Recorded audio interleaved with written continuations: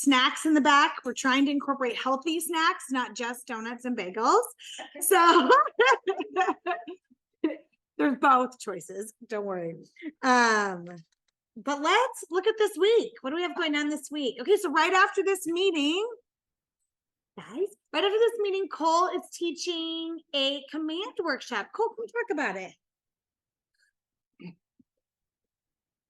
There you go. Mhm. Hello.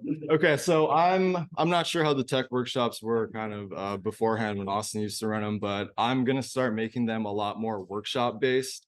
I want you guys to bring your laptops. We can do it together. A lot more lead generating focus, a lot more of your automating touches.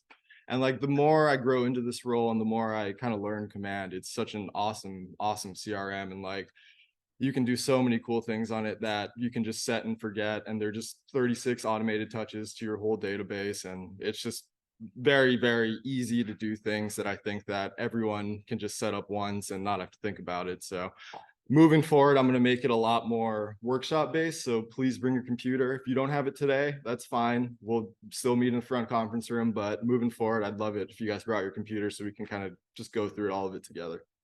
But I love it. And Cole and I were looking at, there are so many good, smart plans and drip marketing things that other agents within KW have already created and shared. And so just knowing which ones of those are really good to help you guys set them up. So it's just can be a little bit more tactical. And you'll leave with like actual.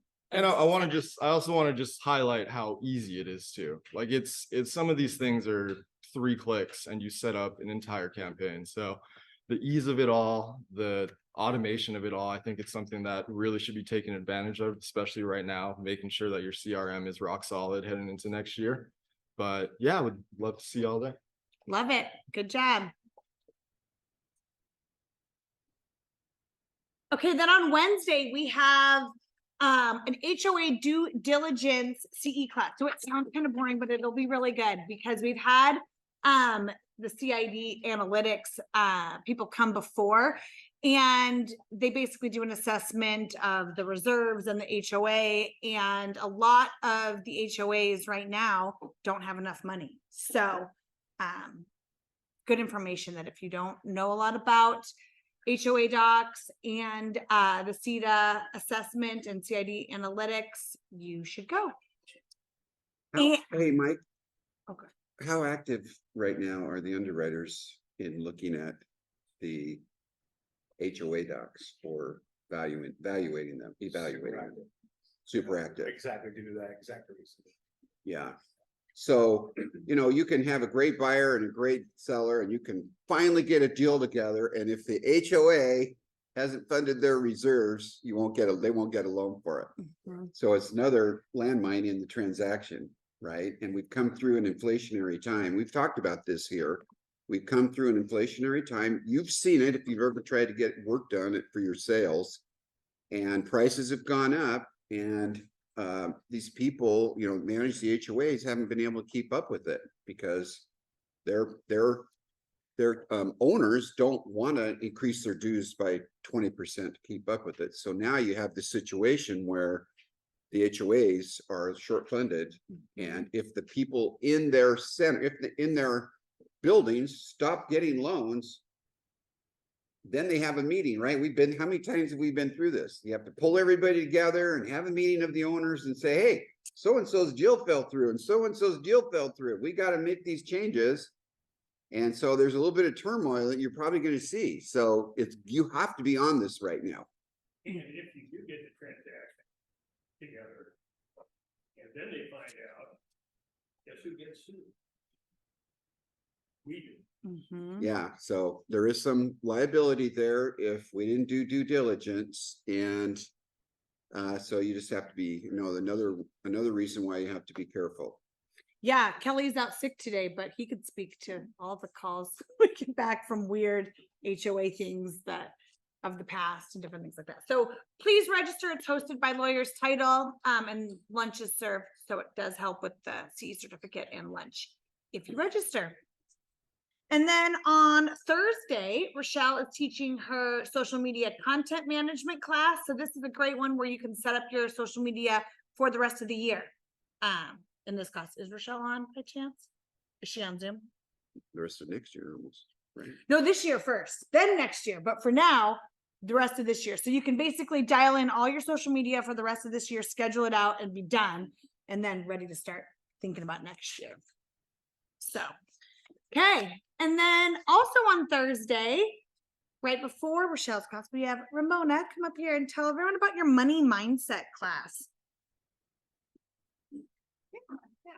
So, yeah, I'm excited about this one, because like money touches everything we do, right? I mean, we're gonna do buyer brokerage. And as what I've found in the past in working with agents is just even that buyer brokerage agreement or anything you do, it starts with how you view the money conversation that's in that conversation. And so, because like money's all like, point to anything in this room that money didn't touch. You can't. And so having the right mindset around money and your view of money and your relationship with it impacts your self-worth and your business and the actions that you take daily to achieve the goals that you have in your life. And so that's what we're going to do. We're going to break down what that mindset is. We're going to look at what your relationship with money, how you view money, and then the habits that you keep surrounding money. It'll be fun. That's good stuff. I don't know if anyone's read The Psychology of Money, right? Oh, I'm in the Yeah. middle of it right now. Oh, yeah. I mean, it's not like a super fun read, but it's very eye-opening, right? About why people do like behave certain ways based Yeah. on their Yeah. relationship with money and their past. So this Yeah. is all, I love all that. It's a big topic. So, Cool. so we're gonna like squish a lot into just what, an hour? Yes, and that is in this room But- on Thursday. Yeah, so look forward to seeing you there. Cool. Thanks, Ramona. That's a good topic. Okay, and then we've been trying to bring in some different special guests. So Chase Williams is from the KW Northwest region, so Keller Williams International, and he lives in Spokane, but he's going to be flying or driving in and teaching a class called How to Get More from This Market. Is that what it's called? Yes. How to Get More from This Market. So just a totally different person's perspective on how to be, you know, the economist of choice, a lot of the things that we talk about, but how to win business in this market and what he's seeing from other Keller Williams across the region. So please register for this one, 11 to 12 on next Thursday. And Chase Williams, if you haven't heard the name, is the heir apparent to Bruce Hardy, who is the regional director. And I don't know if you've listened to The Real Look, but he's also on The Real Look, and we've had some people that have been on it, the podcast. And so he is in touch with everything that's happening with the region and everything that's being trained and people that are successful. He's got his thumb on all of that as you know, the sidekick for Bruce. So I'm excited. It's kind of a general topic, but I know he'll be very, very specific. You've heard him be super specific on The Real Look. So he'll be down here actually in our market center for the day, and he's coming down to evaluate our leadership and basically our market center. So if you happen to see him and you introduce him, yeah, tell him how great the market center is. He's coming down to spend hours with Green. So That's awesome. Can't wait. yeah, maybe so. I know he's never been here, so I'm sure he'll be impressed. It's a pretty Oh my nice gosh. place. Yeah. Anyway, his content will be great. So Mhm. I The would class count. will be good.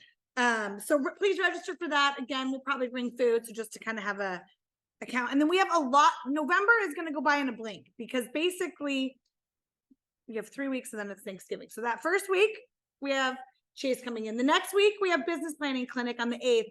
So a lot of you guys have already registered for this, but definitely register for this because there's some work and some numbers that we will get together for you to help you so that as you look to plan for next year, you can easily access all of your numbers from this past year. So, but we can't get that together for you if you don't register. So, and this one we probably will fill up and max out space. So sign up for that. This is a great opportunity to plan ahead for your whole business. It's usually a 2-day class but we're smushing it into one.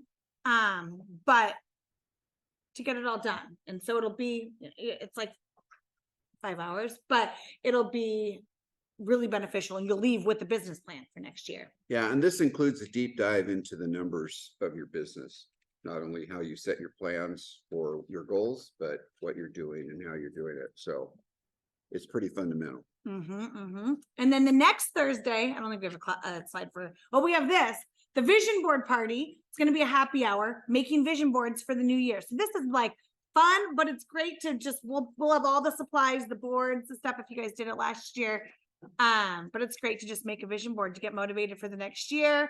And even if you don't want to make one, if you want to stop by the room to have a glass of wine and say hello and get inspired, you can. But earlier that day, you're going to be teaching seller financing. We don't have a slide for it. Yes. I'll still talk about it. So just a pitch for my seller financing class, it's really catching wind. I am teaching it tomorrow to the Central Oregon Top 100 and then to the next day to the Bend Market Center. And then in December, I'm going up to the Yakima Market Center, Spokane Market Center, and Tri-Cities Market Center to teach it. So Dwight is going worldwide. yeah, so suddenly, you know, I have the dubious distinction of being one of the few people left that worked full-time through the 80s that had to do this when the interest rates were 11, then 12, then 13, 14, 15, 16, 17, 18, and then 17, 16, 15, 14. So that process took a couple of years before it got back down to about 10. And, you know, so I did a few hundred deals involving seller financing. So anyway, because I realized I'm one of the few people left that can talk about it, I created this presentation and people have seen it or passing the word. So it really is a numbers look. I noticed one of the title companies is doing a presentation on seller financing. That will totally be the legal side of it. And, you know, I promise you that's not as important as what I'm teaching you, which is how to convince your sellers to do it.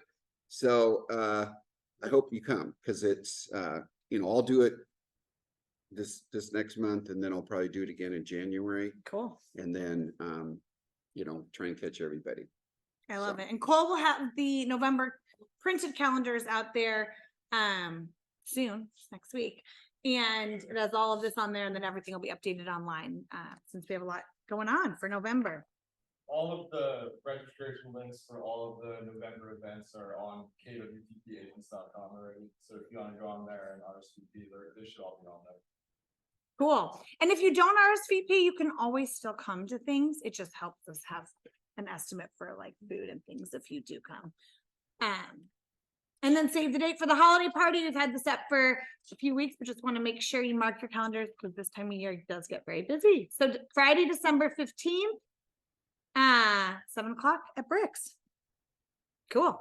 Okay, Mike, let's have Mike Campbell come up from Homefront Mortgage. And Mike, tell us about what is going on with those wonderful interest rates. Have you seen that funny meme going around that says like, or in like the real estate things that's like, oh, I'm going to tell my clients to refinance or that are at a 2 point something interest rate to refinance to 8% so that they can hustle harder and really grind, or it's like, I'm not really saying it very funny, but it's funny. It's good when there's that consolidation Yeah. or home improvements or, you know, depending on the need is. Mhm. Yeah, there's a need for that. Good morning, everybody. Hope you guys, oh, it's Tuesday. Hope you had a great weekend, whatever. I'm lost. Sorry. Yeah. Rates, I know, shocking, moved higher last week. They moved it quite a bit higher actually because due to the 10-year bond, which is essentially what it's tied to. Last week we thought that the rates may have peaked, but that definitely is not the case, unfortunately. The good news is, well, this is a little caveat. Rates actually dropped 3 times yesterday with midday reprices, which is great. We had a These are prediction. small decreases. Yeah, probably an 1/8 each time. Yeah. Which that's adds pretty up. good. You know, we'll take every 1/8 we can get, as long as it's going our direction. They're also predicting basically rates to go up this week. Like I said, it's a little bit of a caveat because rates have gone down 3 times already this week. Okay. It's already Tuesday. So So buy downs are the answer. Buy downs, yeah, I have two in contract, probably going today that both of them are 2-1 buy downs, both have been on the market 40 days. So we're taking advantage of that and get a little extra seller credit on top of that as well.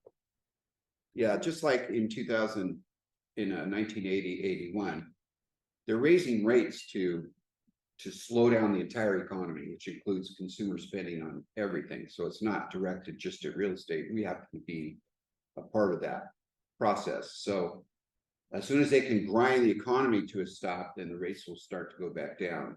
And there's differing opinions on when that's going to happen, unfortunately. So you have to assume that these high rates are going to extend into next year. And I would do my planning around that and hope that we reach a peak and the economy does start to slow down, and then the rates will probably come down very quickly. So this is one of the reasons why we're pushing people to get everything set up for the recovery, because the beautiful thing about the recovery is 60% of the realtors in Portland will be either asleep or out of the business. And those that are active, that are contacting their clients, that are clients who are aware they're still around, are the ones who get flooded with business. I know every recovery we had over 99, 87, 81, 2008, every recovery, I was overwhelmed with business because I just was there. I was still advertising. I was sending out postcards. I was reaching out to my clients with newsletters, doing all the things that we're talking about doing. And then when rates came down, it was like this flood of pent-up demand, and 30% of the realtors, 40% of the realtors. So, anticipate that it's going to happen again. We're going to have a year or two of these high rates. So The suffering will lead to joy. yes, exactly. Right, so the conversations just need to be about having more in-depth conversations with your lender about options other than just your standard, take the rate, Right. the 30-year conventional. What about like ARMs? Are you seeing those or any other types of loans, or really just the buy downs? are Really what's just the been buy most downs, popular? yeah. The hope is in 2 years, rates are gonna be lower, we can refinance later on down the road. Obviously, we're qualifying based off the higher rate, right? The Mhm. 8% or whatever it is that we're locking them in initially. So it doesn't come, shock if rates were still gonna be at that later on down the road. What's the rate for a 5-year ARM right now? Our rates for ARMs are not competitive, unfortunately, to be honest. It's mostly the banks that are looking at buying that market. So we actually don't even offer, because it's slightly higher than our fixed rates at this time. Oh. Really? Yeah. Good to know. Okay. All right, cool. Well, thank you. Thank you, guys. We appreciate you. You bet. Okay, let's do a quick snapshot of what's going on in the market, and then we'll get into buyer broker agreements. So a lot of you guys ask, like how it's hard because, we are down year to date, but a lot of you guys want to know how we're kind of comparing to our MLS or Keller Williams overall. So we'll dig into a little of that. So let's go. First, let's just take a look at a quick snapshot of the Altos. This is Portland. So your median list price is just under 700. A couple other significant thing, average days on market is 86, and the homes with a price decrease is 52%. Go to the next one. This is Tigard. So the median price is a little higher, 749. Days on market's a little longer, 101. And number of homes, the price decrease is a little less at 36, but still significant. And you see kind of the trend of the inventory down there. It is trending upward. So, and then let's go to the next one. It's like Oswego. So median list price much higher, almost 1.6 million, and days on market average of 136, and 53% of houses have had a price decrease. Inventory is a higher number, quantity than Tigard, but it's trending a little bit down and flat compared to Tigard trending up. So we just wanted to give you those quick snapshots. You have access to the full Altos reports for every zip, every city. You want to add anything to those slides? Just remember, we have branded Altos reports, and this is the big thing right now that people want to know. So I always started every listing appointment with a look at what was happening in their zip code or their city. And they could see generally what the trends were and then zeroed in on their actual property and what was happening in their neighborhood, et cetera.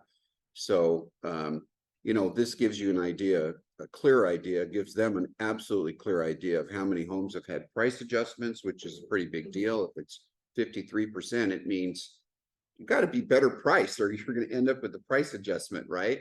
And if people are trying to get their home sold in 60 days, well, in Lake Oswego, you're going to have to be pretty aggressive to get your home sold because the average market time is now up over 100.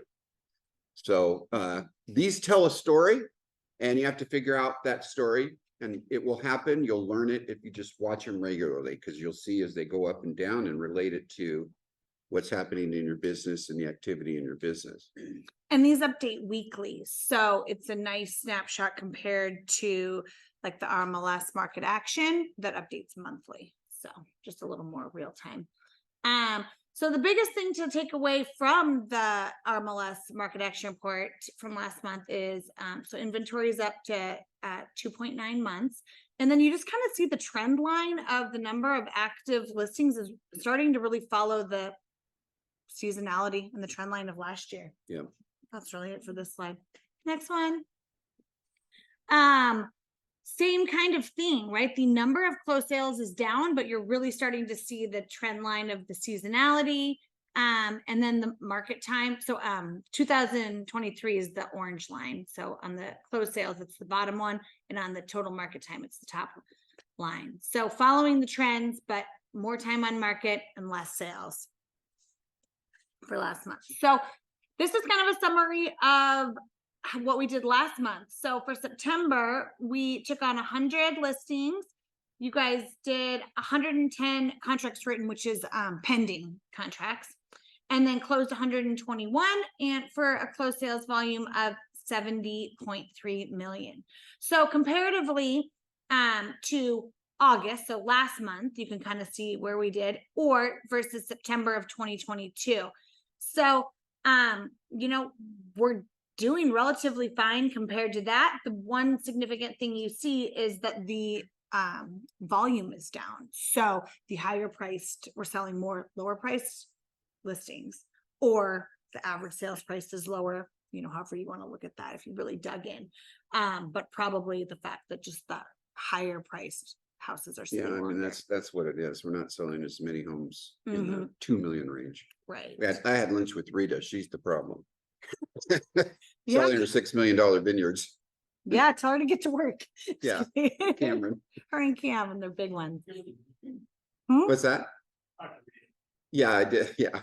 So, but just to give you a snapshot. So then, okay, so the top line is our year-to-date numbers.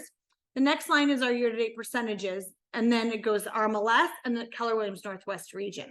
So sometimes I don't like to show these because I feel like it's kind of like, oh, we're down. But Kelly is like my very like realist friend. And he's like, no, people want to know. And we are outpacing RMLS and we are outpacing the Northwest region. So, well, for listings taken, for example, we're actually up 10% year over year, where RMLS is down 21% and the Keller Williams Northwest region is down 24%. For pending, we're And down. that's a big barometer of what's. That's big. Well, and then listings is good because it's like for our future, Yeah. right? So that's a indicator of the next couple months. Pending contracts written, we are down 18% year to date. And again, a lot of this has to do with first quarter being really slow. So, it's making the whole year to make that up. But we are down less than RMLS of 23% and Keller Williams at 25%. Closed units, we've closed 902 so far year to date through September, which is down 18% from the year before. RMLS is down 28% and the KW region is down 26%. Volume, we're down 22%, but RMLS is down 30% and the Keller Williams Northwest region is down 26%. And then GCI, which is an important one to you guys, I know, is we're down 22%. RMLS, I didn't have that. And then for the Northwest region, it's down 30%. So we're outpacing RMLS and the Northwest region. hope that's the takeaway from this one. Yeah, and I have a feeling from being on the calls in our glances at some of the other market centers that we're probably, we may be the best market center in the Portland area. Maybe the best in the state, including Vancouver right now. Mhm. Do you ever look at that? I haven't looked at the numbers for a while, to be honest, so, but what I know that, yeah, you, and I will attest you are the best. Ramona said so.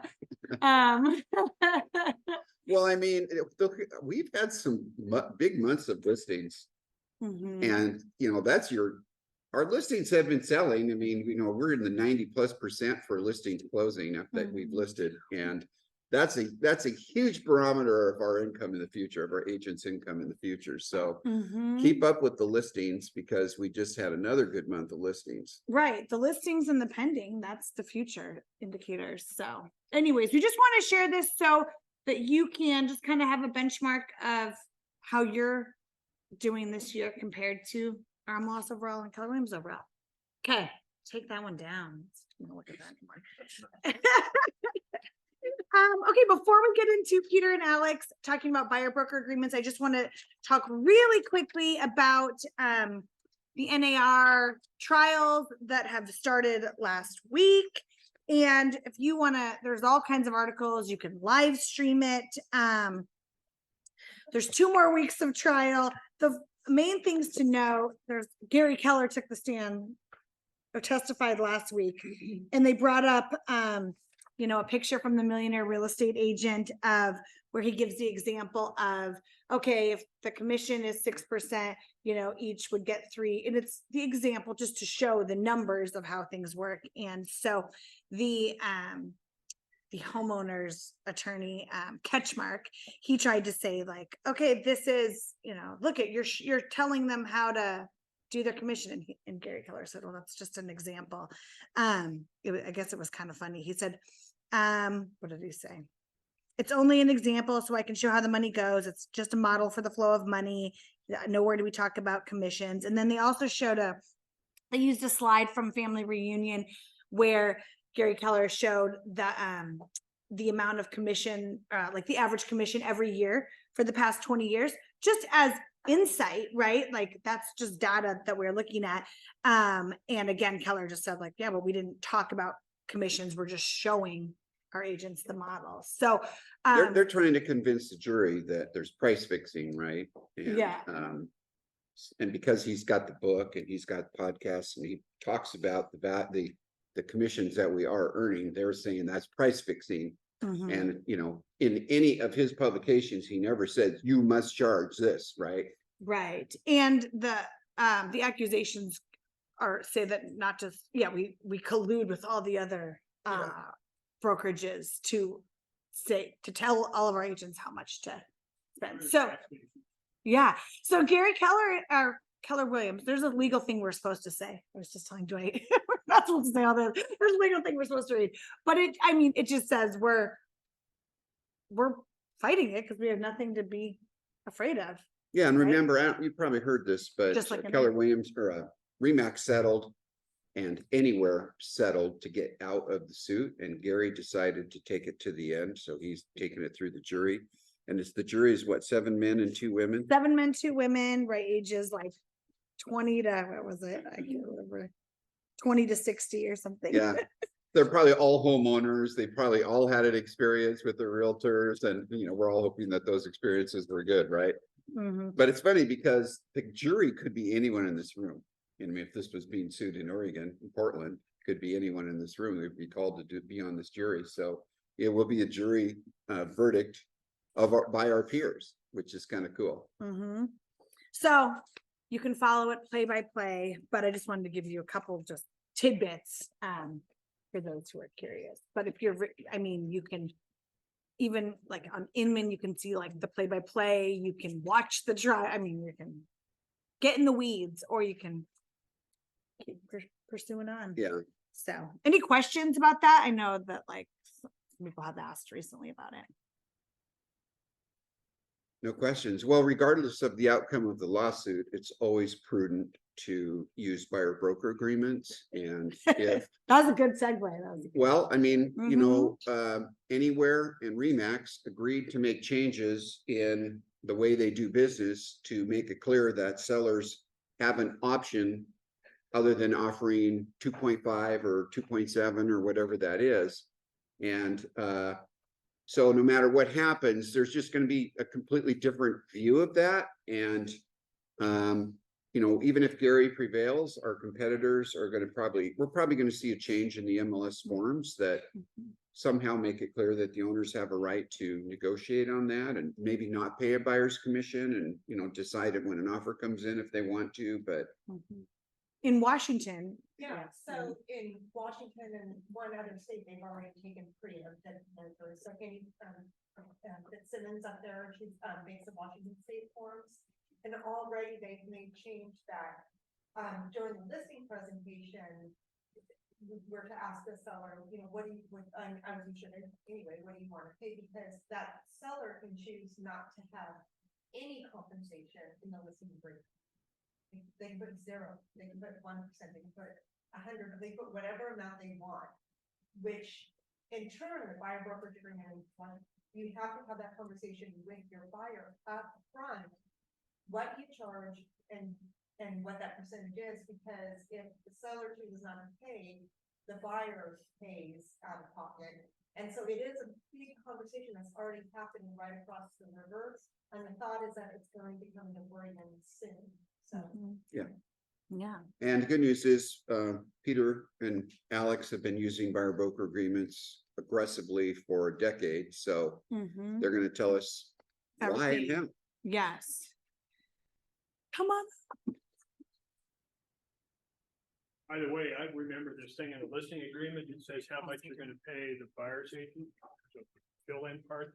And what some of our agents have requested too is like,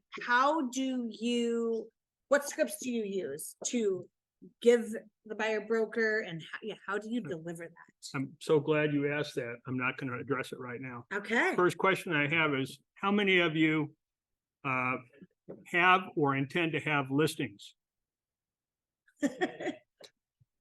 How many of you use a listing agreement?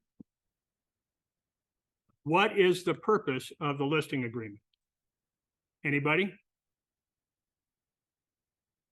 Get paid. Certainly one of the reasons is to get paid. Very important part. The rest of the listing agreement establishes a fiduciary relationship between you and the seller, meaning that you represent that seller exclusively, and it also outlines the business relationship that you're going to have during that process. So how many of you have buyers? How many of you have buyer broker agreements? The purpose of a buyer broker agreement is to assure that you will get paid, but more importantly, it establishes you as the buyer's fiduciary, and it outlines the business relationship that you're going to have with that buyer and how long that's going to last. Any questions on that? We done. Yeah, we're done. What So percentage of your buyers do you go to buyer broker? 100%. I have my sister sign a buyer broker agreement. I have my cousin sign a buyer broker agreement. Because it establishes who we are and what our relationship is. It's really very simple. So how many of you have real estate licenses? How many of you just called up the agency and said, hey, would you send me one of these? I did. I had to go to school, had put in hours, had to study to become a professional realtor. And the issue that I think everybody has with buyer broker agreements is that somewhere along the line, they forgot they were professionals. I haven't been to an attorney, a doctor, or a CPA where I said, give me everything you got. And at the end, if everything works out, I'll send you a check. We are professionals. This is what we do for a living. Mark Fox's presentation last week was spectacular. And he said, the seller's the boss and we're the employee or whatever he said. I was kind of cringing a little bit because Advisor. advisor.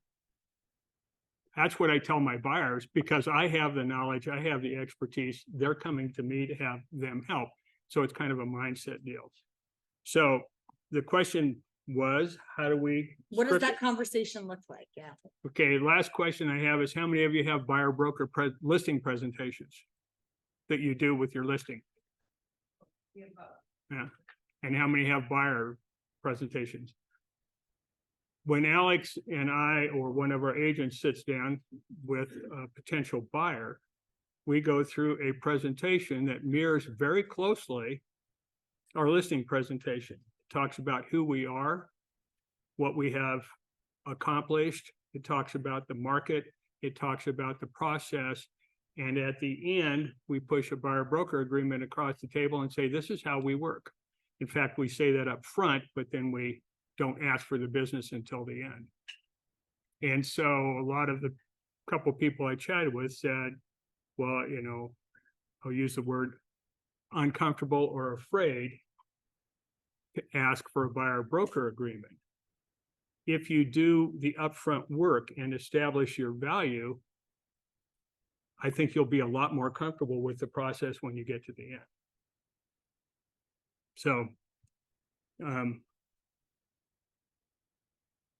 buyer broker agreement.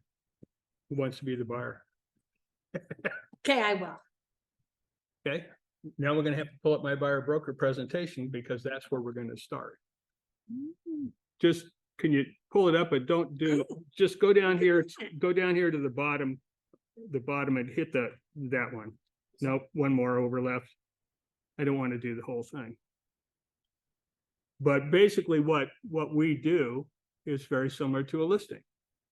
We talk about the homes that we've sold. We talk about, I can't read this way.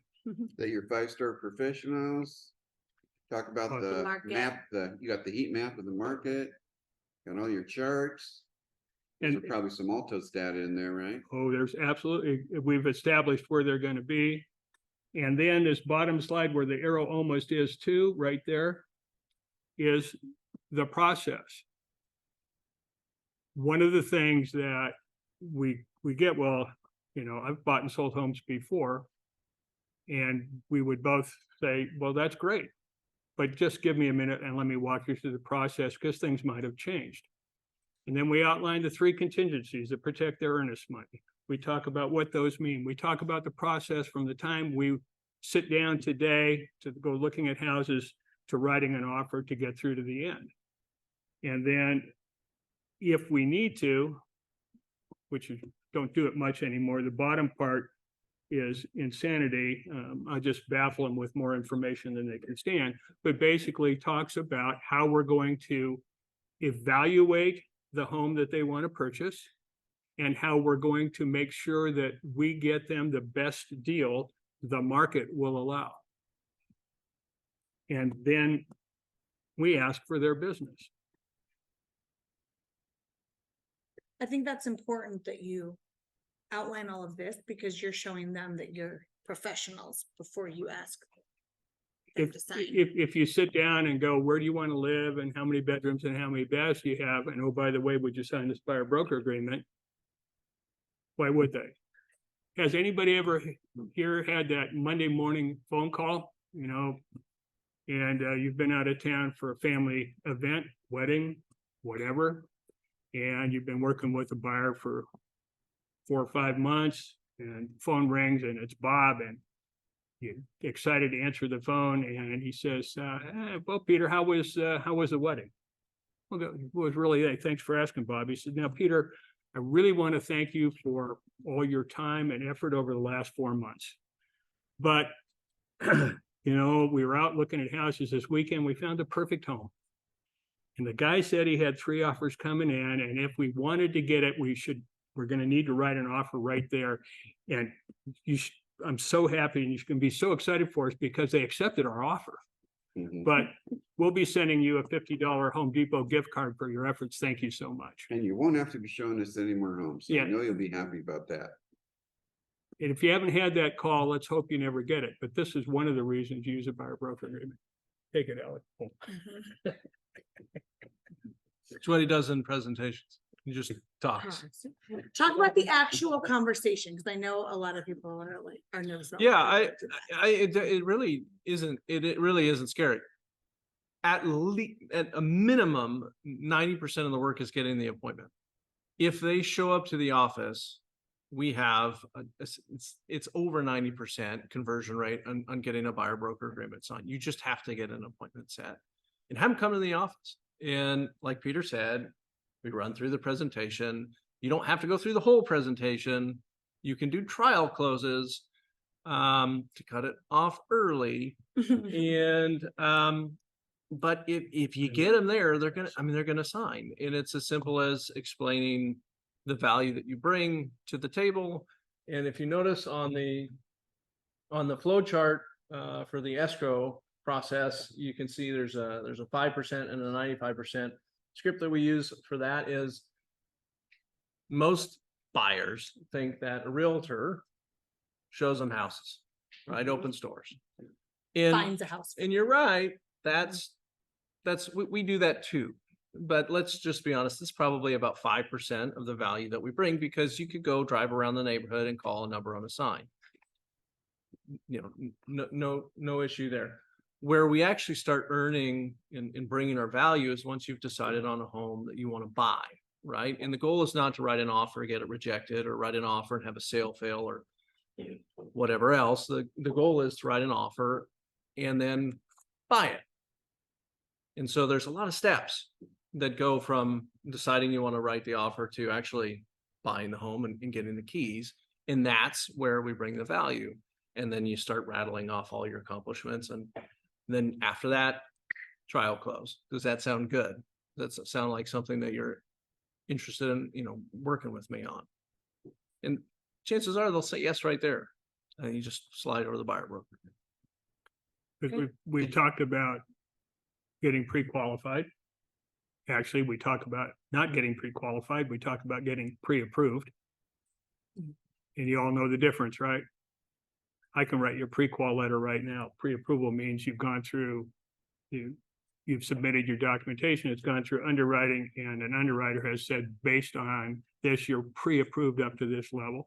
We've talked about cash. We talk about earnest money. Some buyers don't know what that is. All of the steps, and by the time we're done with that, they are a lot closer to believing that our value starts once the offer is accepted. Another thing that we do is we have our favorite lender be available for the meeting as well, assuming they're not already approved. And if they already approved with someone else, we say, well, it makes sense to get a second opinion, right? Spend 5 minutes with someone, make sure that you're getting the best deal on a mortgage. And we have a lender available, and we generally have the buyer meet with the lender first for about 10 minutes or so, and make sure we're not just about to waste an hour of our time with someone who has a 300 credit score and makes $1,200 a month or whatever, right? So tag teaming it with your favorite lender, have a great one here in house, makes a lot of sense. And it's another way to bring the buyer in. We can get you essentially completely ready to go out and buy a house, get an approval letter, have you understand the process, be up to date on the market, and come up with a strategy to help you win in whatever today's market is. You have a buyer broker contract that you, We do. Mark, will you pass that? And you can- is that something that you've edited yourselves, or is it Yeah, we like an ORF one or whatever? no, we just did it ourselves. So There is. We probably copy and pasted, yeah, I would imagine. So the difference between ours and what we're going to have to use in the future, whenever this new stuff actually starts affecting, is you can see here it says we're getting paid on the successful sale, which means recording of the deed and disbursement of the proceeds. We're going to get paid. The broker shall be paid from the proceeds of the sale by the seller, right? So we're easing the concerns of the buyer, saying, don't worry, this exceptional service and all this market knowledge and all the tools that we're going to provide you are absolutely free. But if you happen to decide you want to go buy for sale by owner and we're unable to negotiate our commission with the said for sale by owner, you're gonna have to pay us 2.5%. That's where we're gonna have to change it. Meaning if people's listing agents start offering $1 or whatever for a buyer agent commission, we're gonna have to tweak that language so that we're compensated fairly. And do you always put in 2.7? No, 2.5. 2.5. Yeah, 2.5. Kevin, do you have a question? Can you go over a real case scenario where you were at a wedding and somebody bought and you had to enforce this? About 20 years ago, yeah. Do you have anything that's more? No, recent? because that's when we started using buyer broker agreements. And Sorry. we basically don't let our buyer's agents and we don't go out with buyers unless they're under a buyer broker agreement. It's how we do business. So have you had to enforce one of these? We've had a couple people back out of them over the years, maybe 2 or 3, and it's not worth enforcing for, by the time you get the attorney's fees, it's not done, but the number of times that it's become an issue is so minuscule that it doesn't really happen. Typically, those were buyers, we were finally looked at each other, shook our heads and would thank God they're gone. Well, it's just like the few examples where we've parted ways with the client, it's the same thing as a listing, right? There's some listings that you get signed and you're like, gosh, shoot. I wish I hadn't gotten that one. I can think of a lot of sellers I wish we hadn't helped. But no, we haven't ever like battled in court over a buyer broker agreement. So let's say it's an $10,000 commission. It's not worth fighting for, but the fact that you have this in place, a majority, huge percentage of the people on the planet aren't going to fight you, are going to go through it with you. And we say, basically, if you want to cancel this, what you have to do is come into the office, sit down with us, and if we can't resolve the issue between us, then we'll let you out of the agreement. Sound fair? Does that sound fair? Exactly. But the fact that they are there and sign it, it's, if you've done the upfront work, they're not being forced. They're not feeling like they don't walk out of here saying, oh my God, I've got to, thank God the only way I could get out of that office was signing this thing. And they've got a bad feeling. They are excited about the value that we're bringing to the process because we've gone through it. Yes. So when they sign this at your presentation, you haven't worked with them at all yet, you're just meeting. Mm-hmm. You're going through your presentation. They sign saying, yes, you're great, I'm gonna work with you, even though I don't know you other than your presentation. And you get into it and you're not meeting their expectations. Or they essentially, are they able to get out of it if it's not one of those plans where maybe it's mutual and they just feel like you're not meeting their expectations? That would be an issue, certainly, but up front, I mean, the presentation to get to this point, what's not on slides, because there's no slides for it, is what they're looking for, where they're looking. A lot of this is information that Alex gets up front for them, so we know going in, but it's hard to answer because The answer doesn't happen. is, it's the same answer as Peter gave before. If there's a problem, we ask that you, as the client, come in, and if we can't resolve the issue, it's not fighting about, right? It's the same as a seller. We don't want someone berating us online or whatever, right? We're not going to fight about it. Life's too short and this community is very small. And we don't want to be known as the people who are going to hold somebody to an agreement who doesn't want to be in agreement. You don't have at any time of working together with the client, like this is signed up front. Mhm. Well, it's just like a listing agreement. You haven't had time to provide any value or let them, I guess. But it's the same thing as a seller, right? So you go to the house, you get a listing signed, you haven't done any work on it other than come up with an analysis for the home and share your marketing plan. My response is there's no difference between a buyer and a seller, except for one's buying and one's selling, but our relationship is the same. We're adding it as well as. Yeah. Just in case you get. sued. No. Yeah. Well, if they come from out of state, they think the commission split 50-50, so it's already 0.5% better than they were expecting. Mark, did you have a question?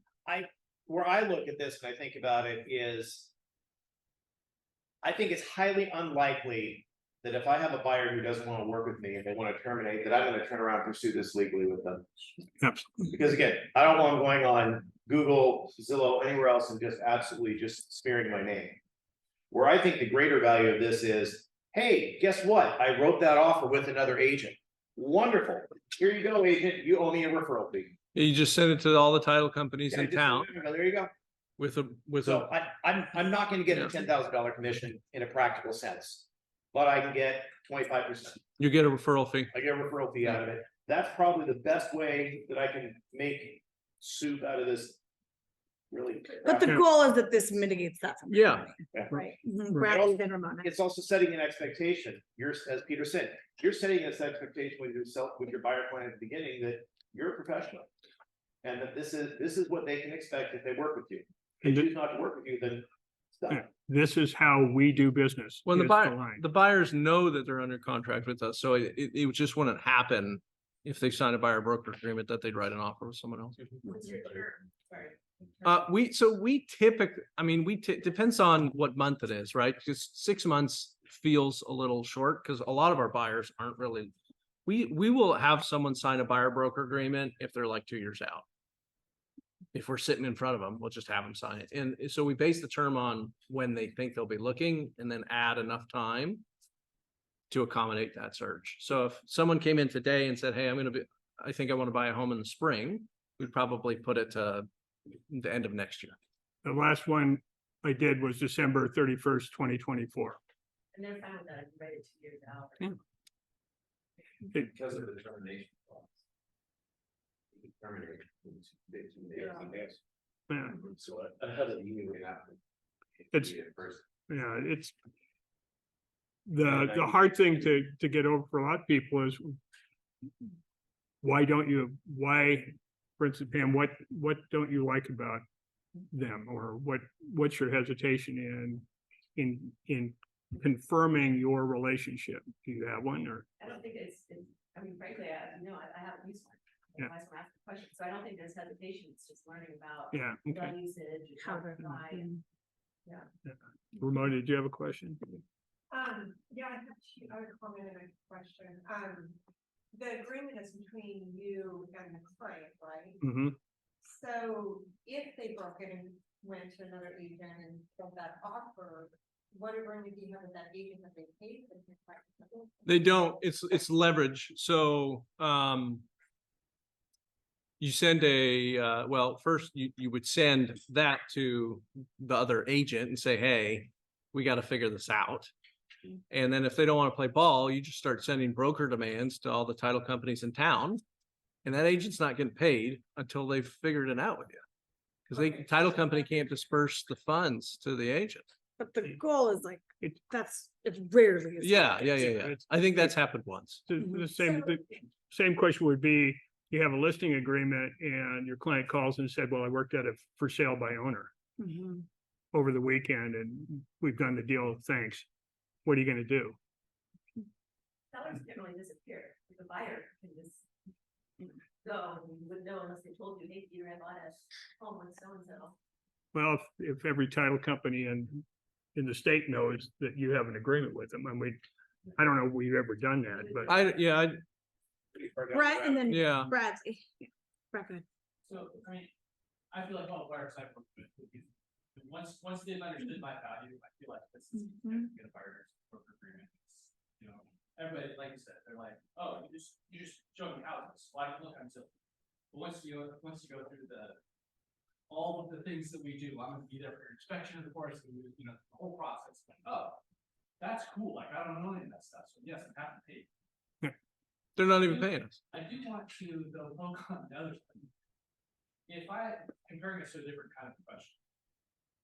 If I have my primary care doctor, I see them regularly and I pay them. but I have a toothache, or, I have an issue over the weekend and I go to urgent care. Right, that's kind of like the buyer, sees an open house, it's really hot, if they want to write an offer and you're on vacation. How do we resolve that? Well, we have a team, so it's not an issue. I mean, they have somebody to talk to, and I may be on vacation, but my cell phone still works.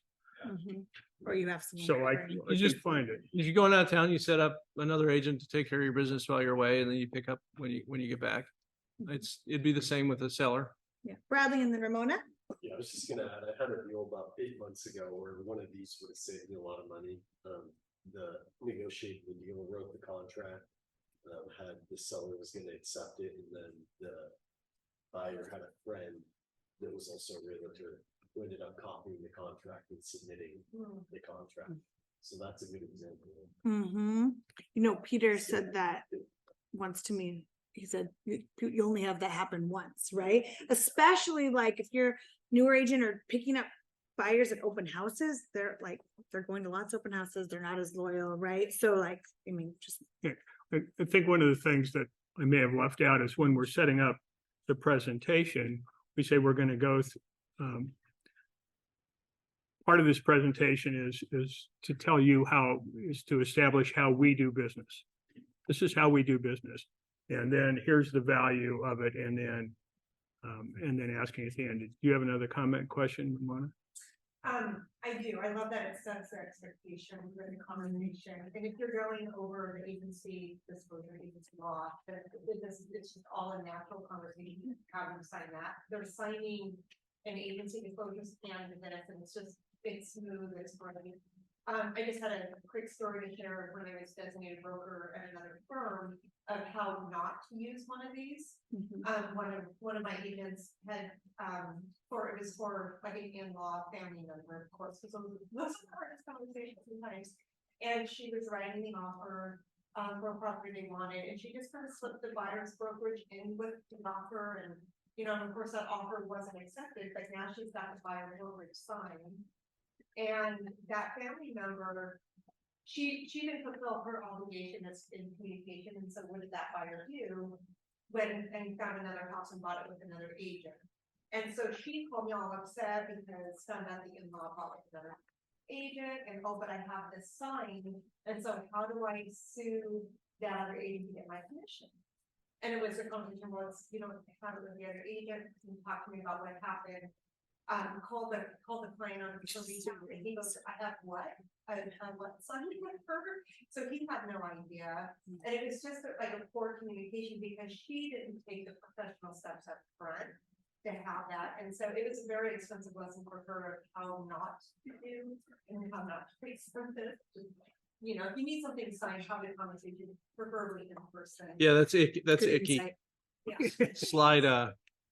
Slide legally binding contract into a Sleight of Yeah. hand. yeah. Okay. Yeah, when I was in the 80s and the rates went up and most of the builders went out of business, and then when the rates went back down, there was a shortage of inventory in like 84, 5, 6, 7, 8. And it was a real battle to get a listing. And I remember very, very clearly, I had lost a few listings to Barbara Sue Seal, if anyone remembers that name. And was masterminding with some of the agents in the office that had also lost listings. And what we learned was that I was going out to the owner's house to present my listing presentation like we always have. But she required that they come into her office to do a listing presentation. The idea was to get them out of their house, which would disconnect them from all the emotion of looking around at their house when they're making difficult decisions. It's a good idea. And she would be sitting in their office and like she would close them every time. And then she would open a bottle of champagne She'd have and say, champagne come. congratulations, Yeah. we're starting to sell your home. Yeah. And we were doing it the old fashioned way. So yeah, I changed and say, okay, I have to get my clients into the office to compete with her. And you're doing that. You're requiring, it's a formal process. They can't forget it, right? Because they've made the effort to come into the office. You have a 30-page presentation, just like you might with the listing package. Yeah. and you're going through it just like you would if you're in a pre-listing package, Yep. and they don't forget, and you get paid the same amount you would as you get a listing. And sometimes they'll find the listing, but now they'll call you and say, hey, meet us here. If we're being honest, every buyer broker agreement doesn't mean that you close a buyer sale, right? So we could get 10 buyer broker agreements in over the last 15 years, the way I've tracked it, 8 of those end up closing within the next 12 months. So there's fallout, right? Some people are just gonna move out of state, or they won't buy, or they don't move, or whatever else. But doesn't mean just a closed sale. It's not next month either, but like it said, we'll get a buyer broker agreement signed as far out as someone's looking. And it's just another way to keep in touch at that point. When you're talking about the 5% of value for finding a home, we basically will say, you don't even need us to find a home. What do you think Zillow's for? But that's not what we do. I mean, we That's do not the that, value. but that's not where the value is. And so it's just, yes. So are your conversations gonna be changing as new rules and regulations come out with Yeah. people not having to pay a buyer side commission? Yeah, I mean, it's gonna have to whenever, I mean, if we start to see in the marketplace, people offering ridiculous or zero buyer agent commissions, it will have to, right? Because we're not gonna run somebody through that process and get paid $1. That's not gonna happen. If the legislation changes and people can, but then nobody does, I'm not sure we have to really change anything, because if it's not actually out there and happening, 0 BACs or $1 BACs or whatever, then maybe we don't have to adjust what we're doing. Well, that brings up a question too. You said $1, because we have seen things listed for like $1. And your contract is intentionally different. Where it said it's for any property that's listed, they'll pay what's Yeah, listed. Yeah. Yours is different than the regular buyers. What do you guys do with that then? I haven't Change seen, it. I haven't seen $1 BAC, so I don't know. Are builders doing that or? I saw Just- in Southwest last year. Yeah. Just now. We don't work with buyers all that often anymore. Well, I mean, Don't say that. hypothetically, I'd have a conversation with the listing agent and say, I have a client that's interested, but we got to do something about the BAC. Yeah, you kind of tell your clients to expect that, like, hey, if I see $1 or, 0.5%, we're talking, and this is not necessarily. We haven't had to have the conversation yet, but But that will, I mean, if we start, yeah, It's huge. Yeah. and that's why we're talking about this now, because it is gonna be a lot more. Yeah, so, I mean, the buyer broker agreement is being driven by this whole NAR suit, but I'm just warning you that when you come out of a recession, which we will be probably, hopefully after next year, because we haven't technically entered it yet, but it's likely that we will be in it early next year, technically. Our business has. But when you come out of recession, the new inventory doesn't exist. And the inventory is going to be lower than all the buyers that will be out there from the pent-up demand. And that's when buyers will walk into an open house because you haven't found them anything they want for months. Something comes up, the realtor says, I think I have 2 offers coming in the next few hours. I'm going to meet with the owner and they're going to say, sign me up.